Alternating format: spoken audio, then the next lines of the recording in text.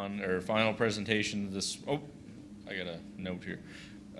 Just a reminder that the noon banquet today will feature the presentation of the Soil Conservationist of the Year awards, and that name tags will be required for admittance to the banquet. And if you had not yet registered, please do so just before the lunch break. And our final presentation this morning is all about Operation Pollinator. The speaker is no stranger to most of us in this room. Erica McDonald is the Agricultural Climate Action Specialist with the Agricultural Climate Adaptation section of the PEI Department of Agriculture.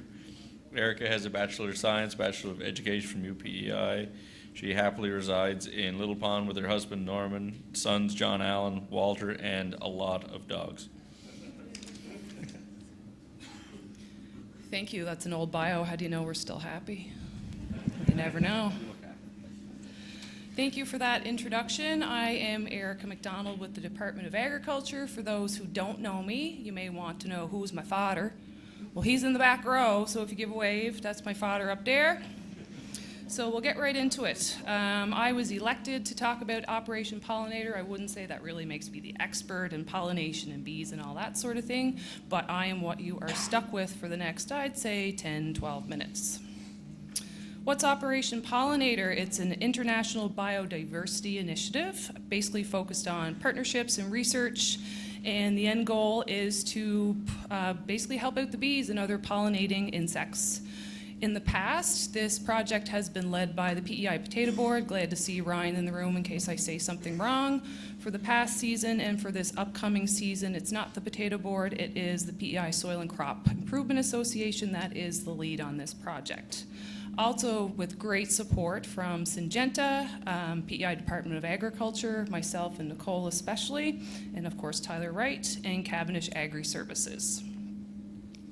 So we mentioned a bit about biodiversity, so we'll just very quickly mention exactly what biodiversity is. Lots of different definitions out there if you look them up. So really it just describes every living thing within a single ecosystem or habitat. And when we think of ecosystem or habitat, it's just really sort of the area that you live. So if you could just put sort of a bubble over where you live, that's kind of what we'd call an ecosystem. So it's about the number of species that are in there, but it's also about the diversity of species. So the different types of the species, sort of the distribution, how they interact with each other, all that sort of thing. If we want to look at a bit of more simplistic definition, it's really just life, right? Variety of life in a place on Earth or Earth itself. So that's what we think about when we talk about biodiversity. So ecosystems with high biodiversity is what we want because we want to sustain life, obviously, for everybody. So what is threatening biodiversity these days? Habitat loss and degradation. I'm sure you've noticed there's all kinds of houses, buildings going up everywhere. Unfortunately, that does come at a cost to wildlife habitat. Climate change, you may have noticed this seems to be a bit of a thing here lately. Invasive species are another one. Sometimes we see sleeper species that are sort of under the radar with the current climate, and then all of a sudden we see some changes in those species. All of a sudden they're thriving, and then they take over and they become invasive. So that's certainly one of the losses to biodiversity. We have the PEI Invasive Species Council. I believe I saw Andrew Mackenzie-Gopsel kicking around here, so if you have any questions related to invasive species, look up those folks at the council. Pollution is another issue, obviously, and overexploitation. Big thing is, we are really the biggest problem when it comes to biodiversity. It is what it is. So that's sort of where Operation Pollinator fits in. So the idea behind this project is to create natural habitat for some of these pollinating insects and bees. This is a win-win situation for the farmer as well. If you happen to have some kind of crappy land kicking around that you don't have a use for, I'm not saying taking your prime agricultural land that you're going to grow crops out of production to do this sort of thing. You can if you want to, but I don't think that's really the intent of this project. So find stuff that's not the greatest quality for growing crops. Why do we want to help pollinators? This seems pretty standard. We should kind of know this, but I also used the bathroom earlier and there was a sign that told me to wash my hands. So I feel like we should briefly mention why pollinators are important. They're really a vital part of any natural ecosystem. And am I doing something wrong? No? Okay, good. Also responsible for pollination for all crops, which is obviously what you guys are doing with your businesses. And for that reason, critical for food production. So with all of that in mind, a pollinator-friendly seed mix was created. Dr. Nancy McLean from Dal AC, I believe, was the mastermind behind this, or she had a lot to do with it. Never sure how to say this. Alsiki clover is one of the perennials. Just a note that this is toxic to horses, so just bear that in mind. Bird's foot trefoil is another one, a perennial.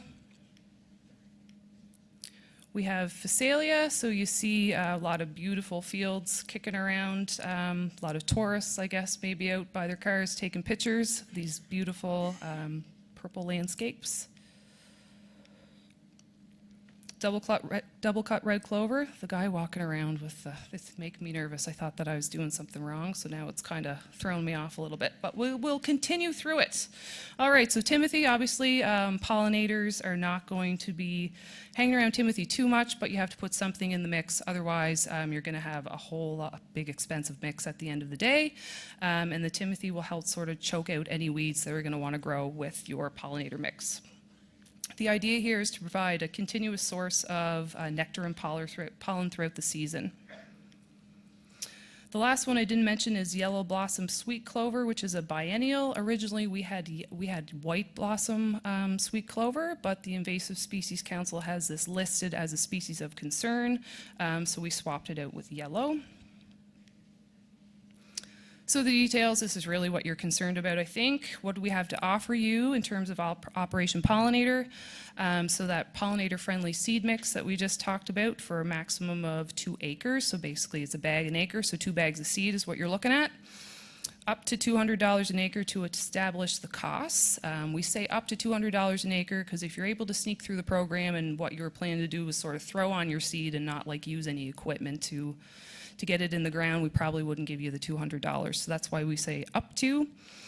And then you have the opportunity, if you like, to enroll this pollinator habitat in Alice as well. So that's completely optional. If you do decide to do that, you do have to commit to leaving it there for a bit longer.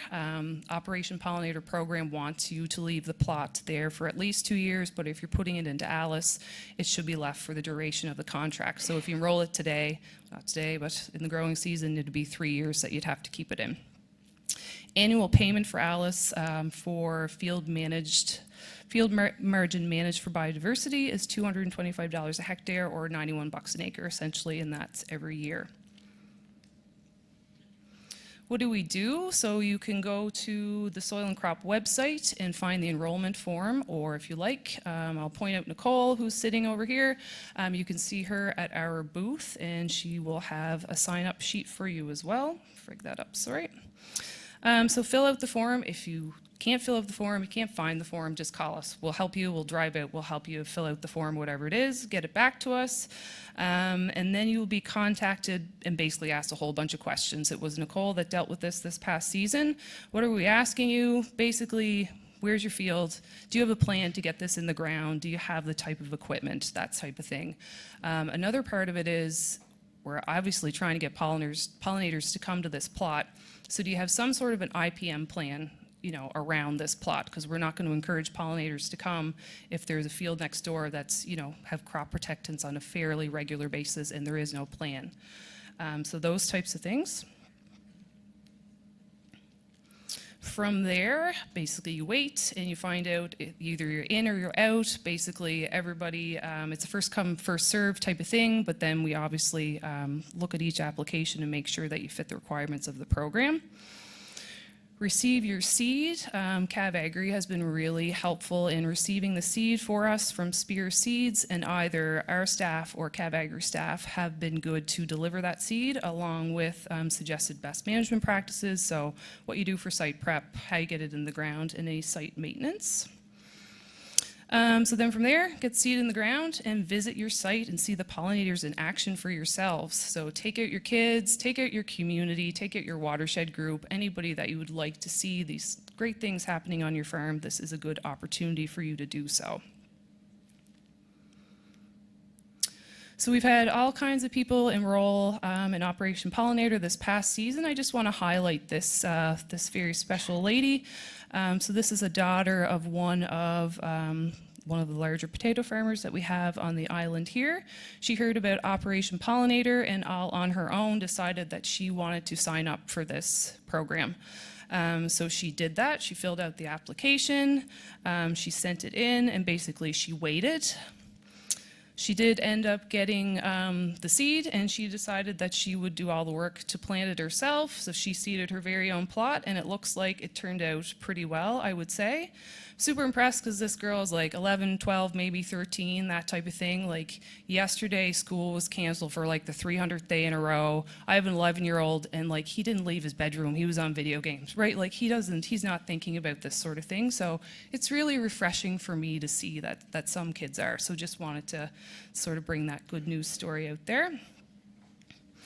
So be like this lady. Think about a good location on your farm. Everybody's got one, right? Lower productivity land. Don't have to take prime agricultural land out of production here. Areas that are next to ecologically sensitive areas, like buffer zones, that sort of thing would be a great spot. We want it to be low productivity, but don't put it in a swamp. Make sure there's some sort of drainage and sun exposure, and think about like odd-shaped corners and whatnot that are just kind of a pain in the butt to farm anyway. Put them in pollinator habitat. All right, thank the dear Lord. That's over. Anybody like to ask me some questions? Be super. And if not, that'd be super too. That'd be even better. Because it turns out that everything I've said for the most part is in this little pamphlet, so we probably could have skipped the whole presentation. But in your folders you will find this. Come see us at the booth.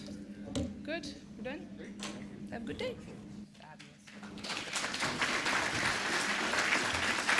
All right, thank you, Erica.